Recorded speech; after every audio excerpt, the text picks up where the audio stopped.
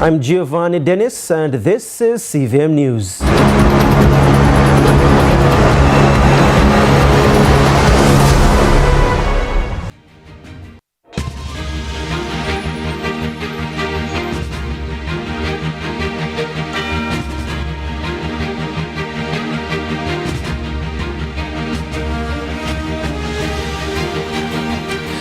Much for staying with the CVM TV. It's Decision 2025. I have a panel on standby to talk a little bit about what Miss Kitty was sharing earlier before we took the break, where she spoke about those lines, gentlemen, those lines specific to certain needs, especially the people who have misplaced their voter cards, their the national IDs, and the ones who may have had certain challenges in locating documentation, or they might have to swear, or all of those things, take the oath.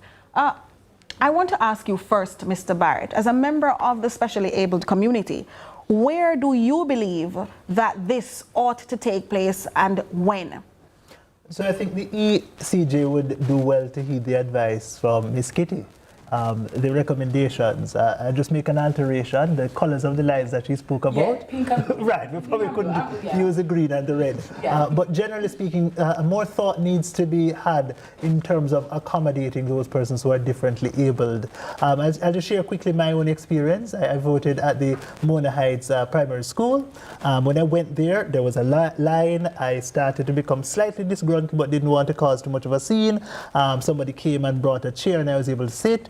And a gentleman came up and indicated that he had to wait for 2 hours before he's able to vote. I got through quickly.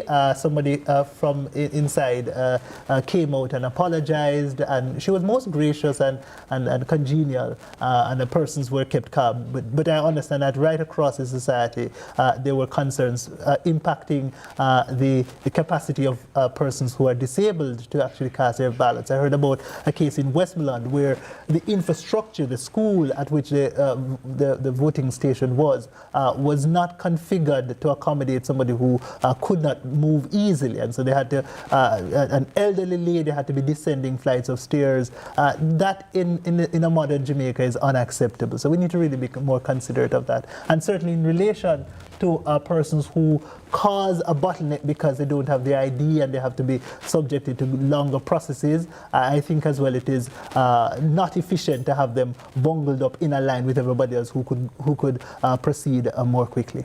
So Mr. Smith, have we not as a democracy come far enough to be able to remedy these issues? We've been going to the polls, as Kadeen pointed out, for so many years. We are one of the oldest democracies in the region. Why have we not resolved these issues? Well, we tend to be reactive rather than proactive, because what has taken place, should not have taken place. I mean, let's face it. The physically or otherwise challenged ought not to be subject to the same situation as a fully able-bodied person, number one. Also, the physical structure which they have to navigate, whether it be going upstairs or whatever, all those things should have been taken into consideration.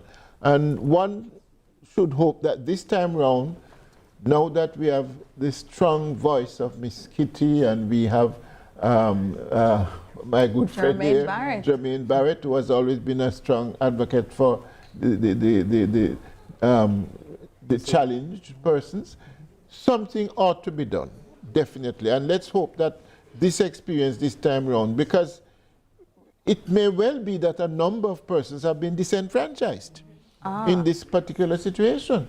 It could be leading to the voter apathy that we're seeing to some extent. Yes, and others who just got fed up and left, which could, as was stated, affect the overall turnout, because we don't know the extent to which this went across the entire island. So this is an area that the electoral people, they need to take all these comments, look at them, and come up with something better next time. Rewind and come again. Wheel and come again. I also understand, Nika, that the electronic identification, voter identification system, EVIS. it was also problematic for many persons who are senior citizens. Needing to manipulate the technology is always difficult. So one of the things that I think we ought to be consider rather is to sensitize the population, and specifically those groups who find it difficult to use technological devices. Indeed. And Mr. Gordon, when we talk about some of the challenges and factors that could contribute to voter apathy, and we've spoken about long waiting periods and the distance between where an individual might work and where they need to get to a polling station to cast their ballots. Right. What are some of the other challenges, certainly, that we still see haunting the democratic process here in Jamaica? I think there are concerns about the quality of the representation of issues at the local level, as distinguishable from, governance at the central or broader level. I think voters are concerned about the extent to which the broader context of development reaches their communities. So, for example, I'm from St. Mary, and what I hear from a lot of the young people is that, yes, they see infrastructure development taking place in Kingston and St. Andrew. They hear of housing developments taking place in Kingston and St. Andrew. They see investments in those areas, but as far as they're concerned, they are disconnected from the broader context of macroeconomic development, where the opportunities and the benefits are not being trickled down to them. They're not feeling the broader context of macroeconomic development. But the question is, Damian, yes, would it be fair to any government that the entire populace is expecting the macroeconomic trickle down to everybody at the same time? That's not expectation, but to the extent where people feel that they are completely ignored, that their interests are completely forgotten and they're underserved. I think that people should be able to enjoy a dignified standard of living. And we talk about a rights-based approach to development. We ensure that all citizens have access to the basic things they need to live a dignified life. We're talking about proper roads. We're talking about access to regular water supply. We're talking about investment in opportunities for training and education and upskilling. We're talking about garbage collection. We're talking about provision of streetlights.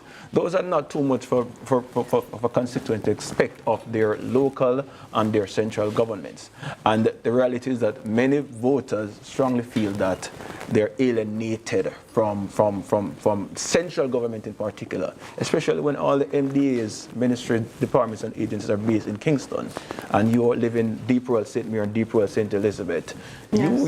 It's easy to see how those persons may feel alienated and disconnected from the broader context of, macroeconomic growth and governance that we like to talk about.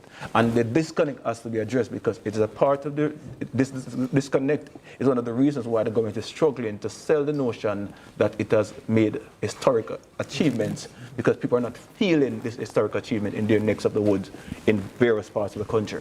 And as the Prime Minister rightfully said some time ago, he heard from citizens that them say, the economy can, quote unquote.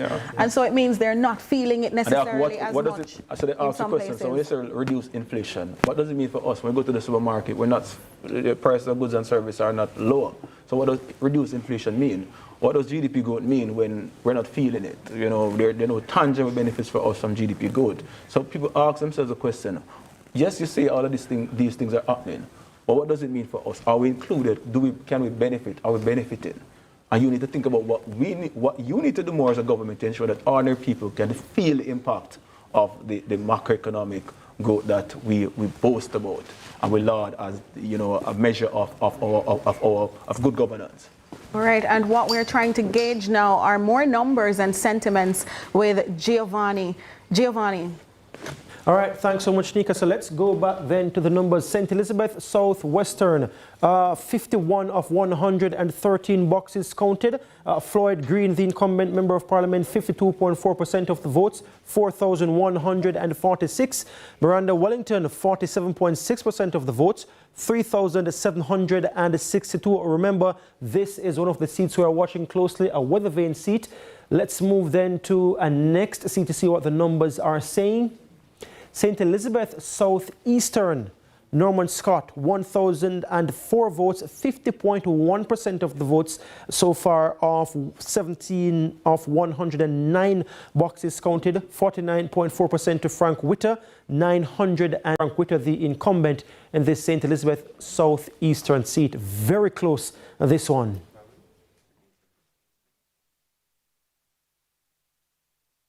Okay, and CVM TV is about to make a declaration.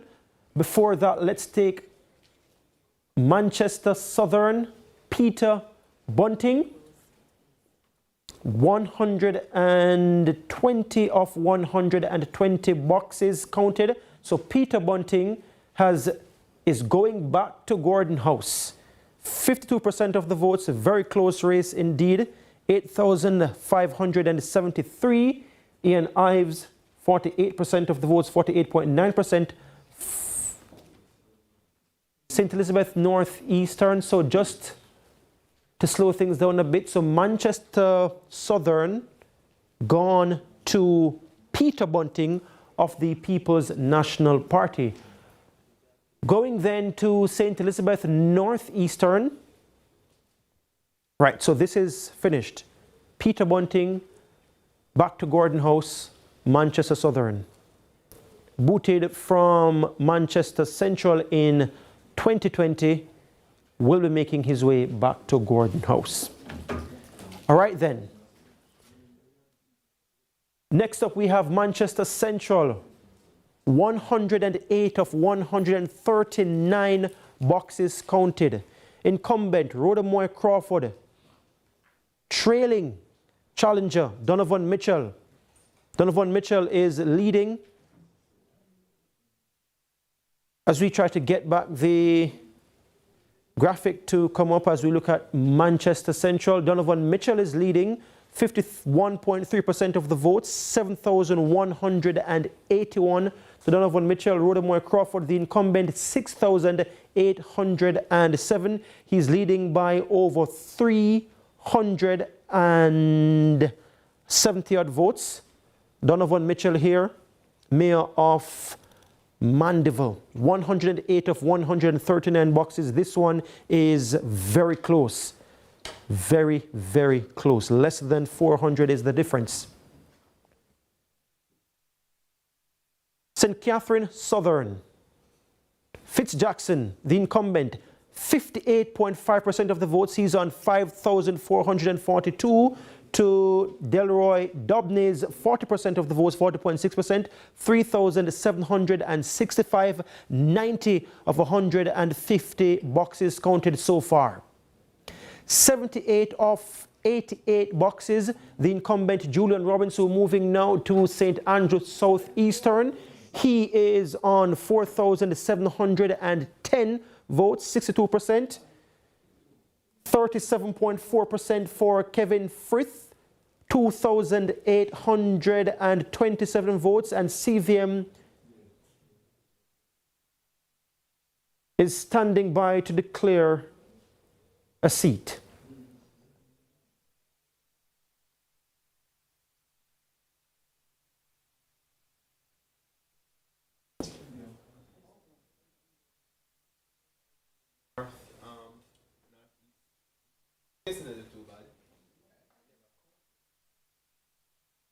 So, CVM is declaring St. Andrew Southeastern for Julian Robinson.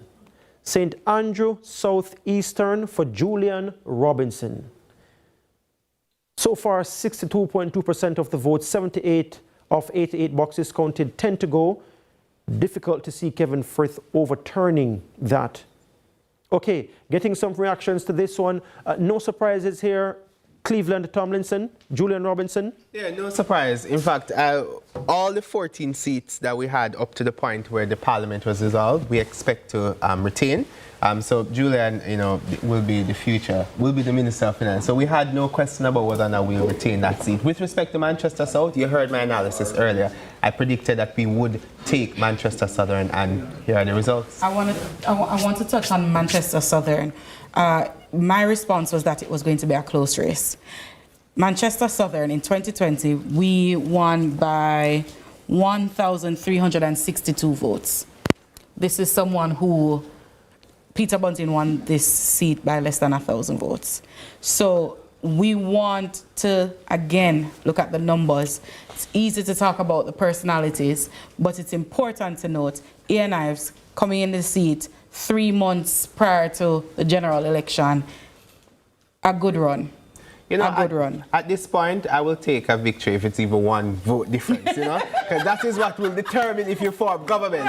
You know, we can lift the margin when you're in office over the next 5 years. So I'm not looking at the margin, no. What I'm looking at is as absolute victory. And yes, I welcome that victory from Julia and I welcome it from Peter. We can call another seat, it seems. All right, then, so we are looking at the table again, looking at some numbers here on our screen. St. Elizabeth Northwestern, 87 of 87 boxes counted.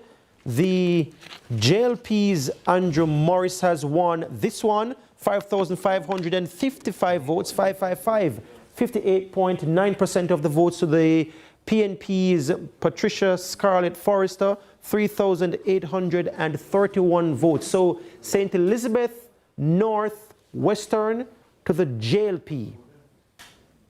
Andrew Morris with that one.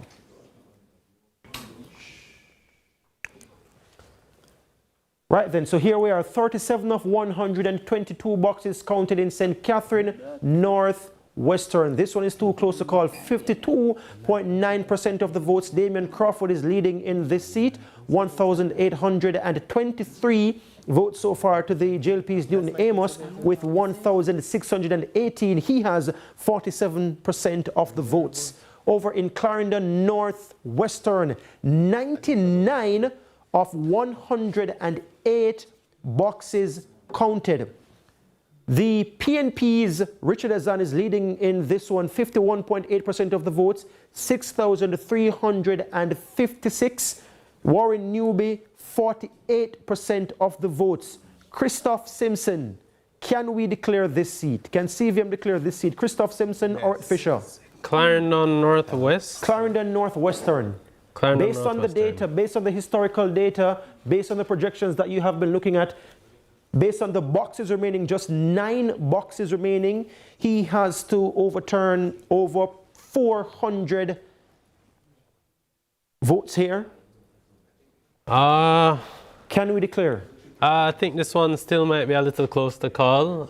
We're looking at potentially another 1,100 votes. So 400 and something vote difference. 461. I would caution. Let's wait a little more. Still seeing some other seats that we might be able to call though. Okay, our data from Codeware showing, and Jordan Fort will just quickly tell us he's at the decision one in terms of how the parties are leading so far. Just a look at the map on screen right there and the data that we have from Codeware. The last time we checked, the JLP were leading in 21 seats. 33-30 so far. That's the latest right now. 33 so far in favor of the Jamaica Labour Party. So you can see the map right there. It's very close. 33-30 in favor of the Jamaica Labour Party. Titania Clark, what do you make of this so far? It's still too early? Still too early.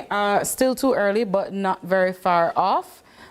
We have some seats that we're waiting to see the numbers for, and a win is a win. In Clarendon Northwestern, we were looking just now at the numbers. Richard Azan